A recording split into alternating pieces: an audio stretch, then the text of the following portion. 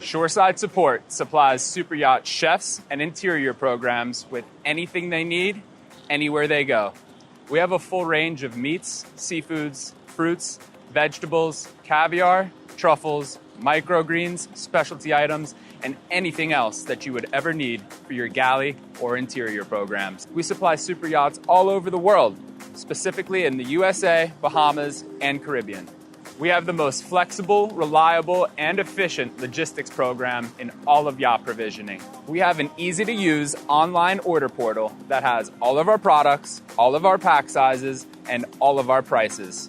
We remain transparent on all of our pricing throughout the entire process. You approve a quote before we proceed on all the provisions and all of the logistics every time. There's no surprises. We source all of your guest provisions from the world's best farmers, artisans, and vendors, and we triple check the quality and the quantity of every product, every order. For your crew provisions, we know that budget is one of your main priorities, so we've developed a crew order guide that has the best crew products at the most aggressive pricing that can fit any budget on any boat. We can get you anything you need, anywhere you go. Click the link below to get your order guide now, to start ordering, and to make your life as a super yacht chef or stew easier and more productive. Ahoy and welcome to episode 2 of the Rich as Fuck podcast, the show where we talk money, investing, and getting financially free whilst living that yachty life. I'm Charl, aka the Yachting Investor, and this is not just another boring finance podcast. This is a show for yachties by a yachty. With that being said, I am not a financial advisor, and this should not be misconstrued as financial advice. This is purely informative and educational. So pop in those AirPods, grab a squeegee, and join me in navigating your path to financial independence. Today, I have Lord Luke Hammond, a legendary captain in the industry with me. Thank you for coming out, sir. No problem at all. Very, very interested to see where this is going to take us, much like anybody's yachting career. You don't... Yeah, I mean, pre-departure checklists only get you so far, hey? They get you off the dock. That's it. And yeah, completely, for all the listeners out there, completely unscripted. This will just be a kind of shoot it out of the hip. I think that's the vibe he's always given me. And just to give everyone some background, who are ya? Where you from? And how'd you get into this messy business called yachting? That old chestnut. So originally found out about yachting when I was living in a ski resort in Colorado back in the mid to late 90s. Started the career in Lauderdale in 2004 officially. And then realized that with every certificate that I gained, I could make a little more money. But with every year in the industry, you learned something new. It was entertaining. The travel was great. The money is good if you know how to hold on to it. And ended up being in it over 20 years already. It's like a blink of the eye. That's a serious run out there. I think that I've been in the industry for 6 years, and sometimes you feel like you've really reached your boiling point. Like, it's quite commendable to see people still smiling after 2 decades. So, you have to be crazy to be in yachting. I don't know one person that's got it all together. It's definitely, you're reactionary, and you learn that there's no such thing as like tomorrow's a given. Every day is going to be different, and change is always going to happen. Yeah, that's sound advice, especially for people starting out. There's also, I think, the current climate and how social media and all of these TV shows, which I'm referring to, kind of glamorize a lot of what we do. And I think it's quite a rude wake-up call for some youngsters coming into the industry and realizing, oh, shit, okay, it's not really all moonlight and roses. It's pretty gnarly sometimes. Well, I think it's the preconceived notion coming into yachting for me was always I just wanted to travel. That was the main thing. And I knew that I could make money and I knew that that would work in my favor. But at the same time, there were no other metrics for me to go off. The internet's not like it is today where you've got the likes of Loon and Unbridled, or everybody else sitting out there putting out content for people to enjoy, consume, and things like that. So you really just did what you were told to do. Pick up a chamois. I always used to say it's like moving rocks. If someone says, today you're moving rocks from here to there, great. Tomorrow you'll move them back. Sometimes it was that repetitive, depending on who you work for.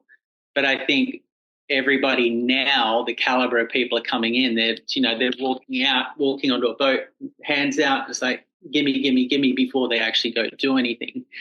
And that kind of changes the environment. Yeah, that's a very good point. And on that, before we kind of dabble into more the finance and kind of the money psychology things, as an entry level crew member starting out now, what would you say to them based on lessons that you've learned and mistakes that you've made? Sorry for throwing you under the bus there, but what would you do? I'm just laughing. And what would you not do? Are we talking finance or are we talking career-wise? We're talking career-wise. We're talking career-wise, yeah. I would, for anybody that's coming into yachting, I would say the biggest thing that you could do is, one, keep your mouth shut. Your opinions are great, but I wouldn't to say they're worthless, but when you're starting out, you are being paid to learn to do a job. And sometimes it seems ultimately mundane. But there is not one industry that's so specific to this where you can be killed, or there's other jobs that you can go and get killed on, but there's a huge element of safety that's involved. But then also you're catering to 1%ers that, really want their boats looking immaculate. So the service and everything that we end up doing is at such a high level that it feels really boring, but everything's experience-based. You can't pick up a book and just go, hey, I understand yachting. You have to learn it on the job. So I would say for anybody coming in, keep your mouth shut. If you don't know what you're doing, ask. There's no problem asking questions, but we don't necessarily need to hear an opinion on it. We just need to see you do it, and we want to make sure you do it well, that you're safe, but also that you're having fun. There is not one part of this, and it is hard work and sometimes repetitive, but at the end of the day, you want to have fun and you want to be safe. That's really good advice, and it's what you just said to me kind of gave me a little flashback to my first season with a Scottish captain who always used to say to us deck boys, there's no such thing as a stupid question. Just don't ask that stupid question twice. So, yeah, learn to listen straight off the bat, I guess, is the lesson in this. You can't. I think for everybody else, you can't know it all, and we get that. But you've got to be coachable. You've got to have your ears open, and you've got to be ready to learn. That's it. Like, you'll learn something on one boat, you'll go to another boat. Just keep learning. Just be a sponge all the way through your career. And this applies to yachting and everything else. Just keep your ears open, listen, grab those bits of advice and try and impart them into what you do as you start moving forward. Mm-hmm. Mm-hmm. And I've got a bit of a hot take here, and I want you to tell me what you think. So I've never necessarily seen yachting as a be-all, end-all, because I think I knew early on in my yachting career that it is not necessarily my ultimate passion, and that I don't necessarily do this to become a captain. However, I have seen and felt across the industry, once you start relaying that message, it kind of becomes it's kind of a taboo thing to say. They're like, well, what's the point of even being here? Why are we even giving you a job if you don't want to become a master mariner? To me personally, I've always seen it as kind of a stepping stone and a launch pad into potentially something bigger. And just want to get your take on that. So you have to, and this is great advice for anybody, and it applies to yachting and applies to every other business. When you're applying for a job, the business that you're applying for wants to have 100% of your attention, not 95, not 90. They want 100, they want 110. They want to see you totally vested in whatever it is that you're going into. For whatever reason that you say, let's say you've got aspirations of grandeur like this guy, right? And you walk into a role and you're saying, I really want this job right now, but where I want to go is I want to be a makeup or a hair and makeup designer, or I want to be a fashion designer, or I want to be a financial advisor. It doesn't really matter what it is. But if you're not invested in the role that you're going for, no one's going to hire you from a business standpoint. But majority of the industry, there's so much turnover in crew. A lot of people realize how hard it is, how long it takes before you actually really start seeing any good money unless you start it early. There's a lot of money that goes into certification and training. So people want to see that you're vested. But also from the standpoint, if I'm going to go hire somebody on a boat, I want to know that you can do your shit. I want to make sure that, yes, do you have the skills to do the role? If not, can you grow into it? And then at the same time, have you got the personality for it? But because there's also so much competition for good jobs on the market, if you're not 100%, you're going to get glossed over. So if you have to lie, and I'm not saying do it intentionally where, you're only going to be there for 2-3 months, but shit changes. 6 months, a year, maybe a family, but if something crazy happens or there's a massive life shift, like people get it. They understand, like it's not forever. But if you're going to apply for a job and it's every single job that you go for, you want to be 110, 115, 120% committed to that one job every single time. Yeah, I totally agree. And I think sometimes just because your end goal isn't necessarily in the same industry, it doesn't mean you can keep yourself accountable and still give it 100% all day long. I preach this because that is what I'm doing in practice. I've known for quite some time that this will not be my career, but that doesn't mean you wake up every day knowing, okay, what's the best way I can add value today? And also, if you're an HOD and you have junior crew under you, you need to lead by example. If the people working under you and the ones that are supposed to listen to you, see that you're checking out and your brain is elsewhere, like that's not a good look for anyone. And quite frankly, we're getting paid pretty good money to do our jobs, so just do it properly. Yeah, just show up. I've always said the door was open when someone walked into the boat. The door will be open when they leave, whether or not it's on their own or whether I'm kicking them out. But you want to go in happy, you want to leave happy. That you have to, every single person that ends up listening to this, you drive your own career, no one else. So whether you want to show up, you want to be a douchebag, or you want to be awesome at your job, it's on you every single time. But it also means being in the right environment. If you show up and you give 110%, awesome. But it's going to come to a point for every single person, doesn't matter what role or what position they end up, they get bored. You get tired, and you want to make sure you catch yourself before you get there. But for every crew and for every boat, go in, deliver as much as you can, and when it's time, just be nice about it. Don't sink the ship on the way out. Yeah.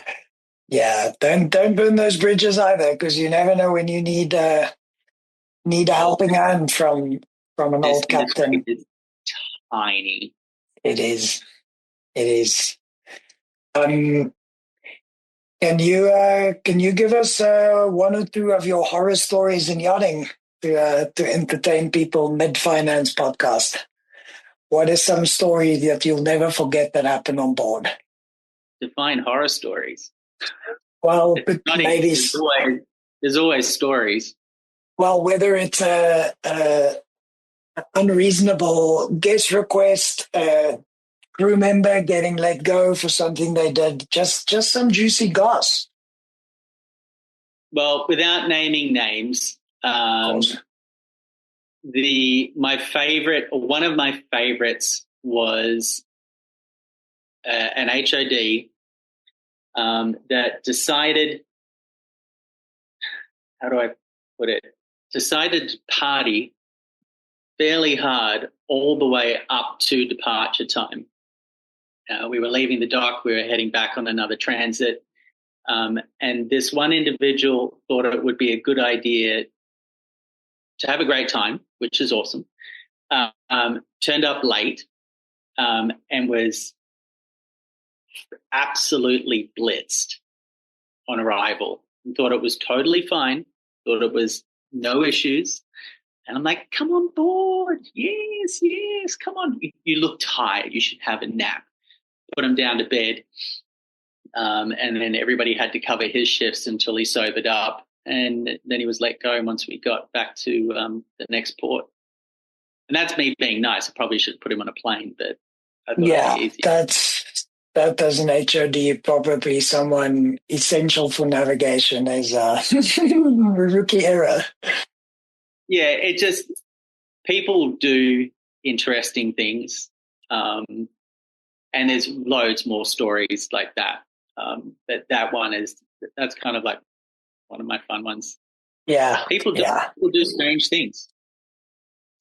I do. And I mean, we laugh about it, but there is a degree of where I think the alcohol and mental health barriers in this industry are not always discussed. And oftentimes after a long season, people decompress and they just don't, yachties don't decompress like normal people. You know, normal people take a few days off.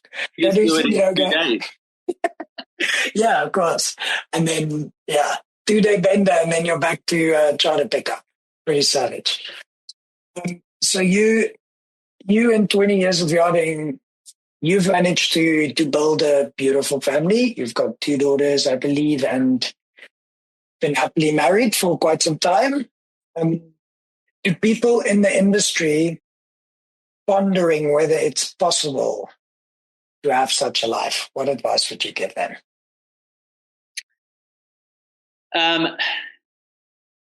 So I think everybody financially knows that having kids is probably not the wisest financial move that someone could make. It's definitely one out of love. But what I did notice, and it's becoming more and more accepted, is that as you're getting older, the more time you spend in it. And it's natural that you're going to meet someone, maybe you end up having kids. Whereas for the vast majority of captains that I've met, it's really difficult to maintain a marriage, just because you're away so often. And the further you get up the food chain, the more responsibility you have, and it's essentially like a mistress that you didn't want. And the boat does take up a lot of time. But when it comes to family, if you manage to prioritize that in some way, shape or form, whether it's with the program or with yourself and your partner, like I used to fly my other half in with our daughter when we were at 1. They would come down island, hang out, be on the boat for a minute, go to the beach and just chill out and enjoy the sun. So there's huge bonuses to it, but once the kids hit school age of about 5 and they're more sort of locked in, it becomes more difficult.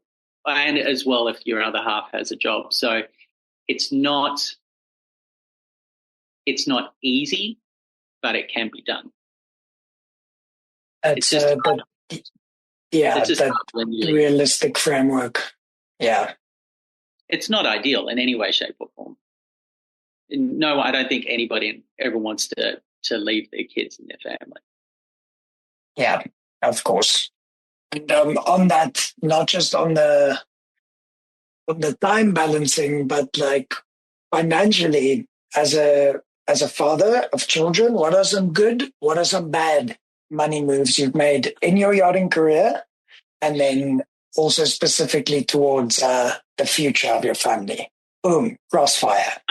I would say I'm the perfect case study of how not to live your life financially.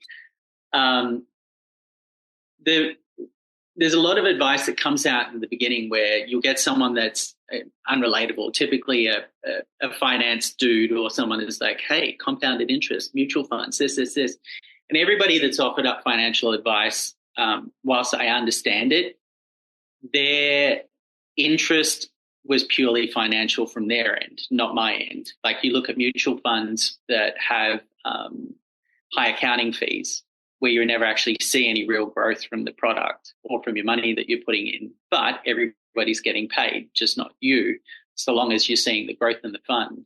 Mm-hmm.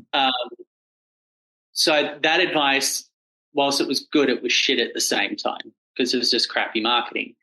But the other side of it was, even for me, the money that I was making when I started out, I hadn't been making that money. I was paycheck to paycheck before I got into yachting, and debt and all that sort of stuff. So when I got into yachting, I'm like a kid in a candy store. I was having a grand old time, and I saved money. And then instances in life popped up where it cleaned me out and back up again and then back down. But I think from a financial advice standpoint, there's a lot of rhetoric out there that you need to have at least 6 months worth of savings. I agree 150%. I'd probably even push that up to 12 months to even 18 months, depending on how high, where your seniority is, just because it can take so long to find an alternate job or something that's, of note that you're going to enjoy. But I also think financially, the advice that's out there now, if you can get like a well-rounded, diversified portfolio that doesn't necessarily, like an all-weather portfolio, that's not specifically into mutual funds or tied to one thing, where if the market drops out, you've just lost 30-40% of your net worth.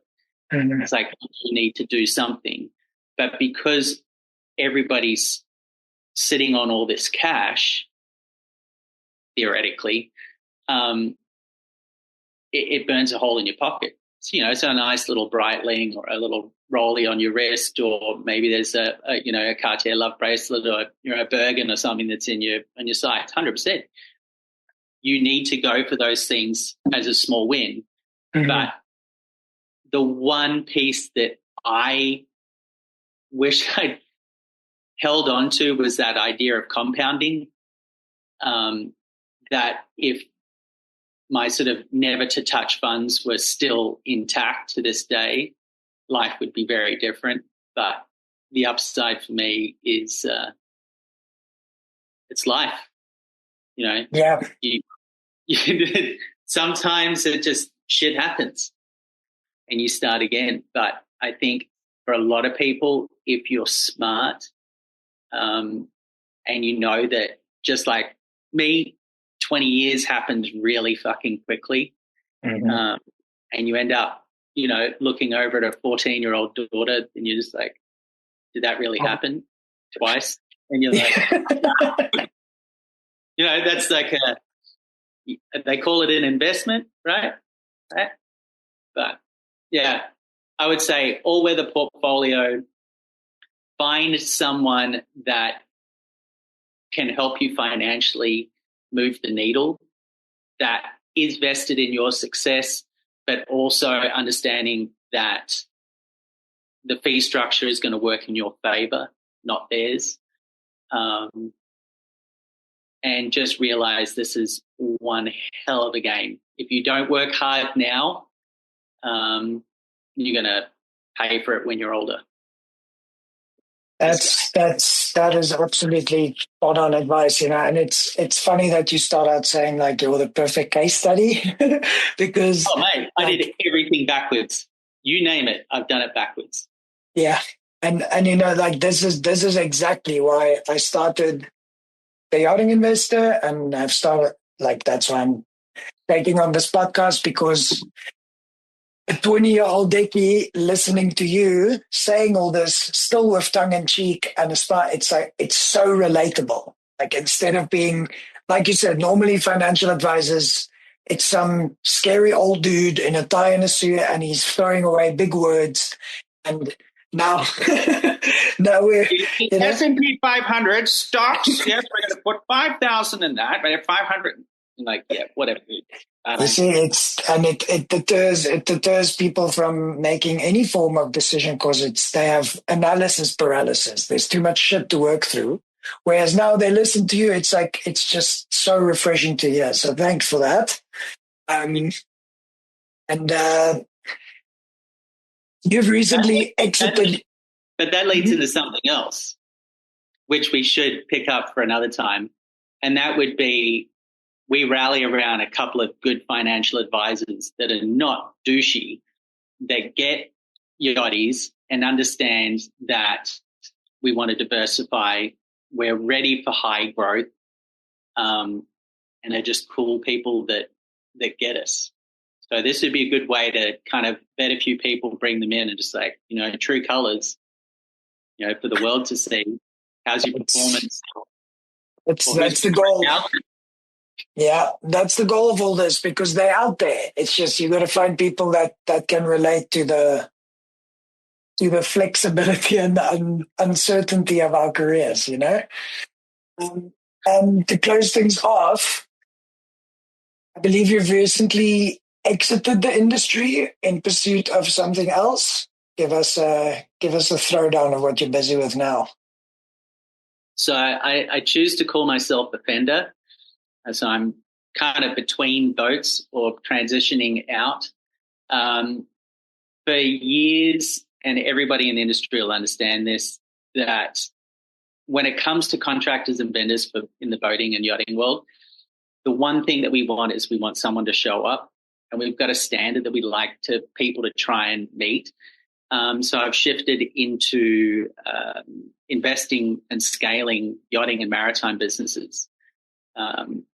Really just bringing my 20 plus years of operational experience, bringing that ashore so that boats, captains, chief officers, chief stewards, whatever it ends up being, that when they're looking for someone that understands what it is that they're talking about, that it's relatable, it's easy, there's service there, and we do what we say and we say what we can do. And also, the best of ability, bring it in on budget, which is not always going to be the case because it's always custom, but I think more so that someone gets it and picks up the phone. That's it. So yachting and maritime businesses. That's amazing. And obviously your operational experience and being a captain for that long is providing some valuable attributes in attacking this. Like, has it been a big adjustment or? Oh, it's huge.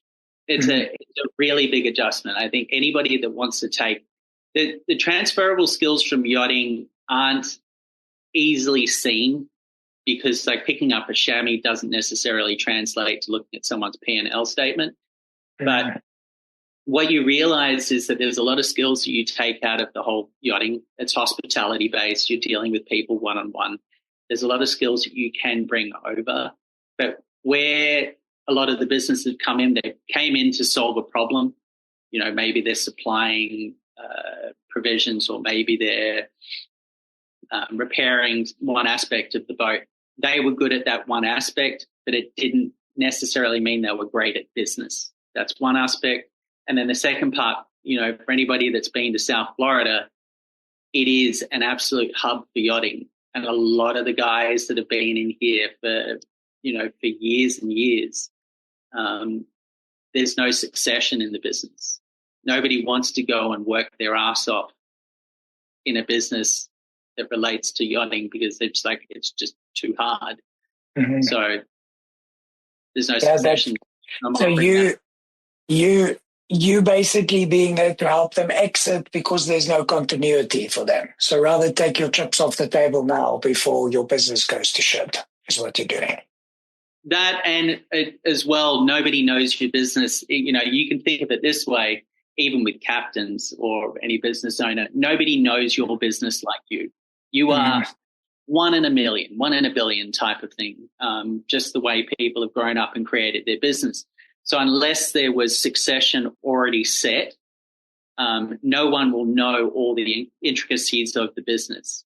So there's that element that I can bring in. I've got the yachting knowledge and then help them get out in a sort of an easy way.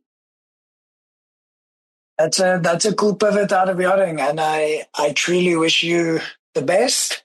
And if I hear of any businesses needing this type of service, reach out. Before I say goodbye to you, how do our listeners get in touch with you if they want to learn more? The easiest one's going to be on LinkedIn. There's also a website with the same. It's Lord Luke Hammond at LinkedIn or at lordlukehammond.com. There's a story for another day, but yeah, that's the easiest way to find me. You'll find there's a lot out there. I'll add all of that in the show notes, potentially even convince you to give us the background story of where the Lord comes from. That will be over a beer. Well, I look forward to that. And thanks so much for taking the time to chat to us today. I'm hoping everyone listening to the Rich as Fuck podcast has learned something today. And hopefully we can help yachties path their way towards financial freedom.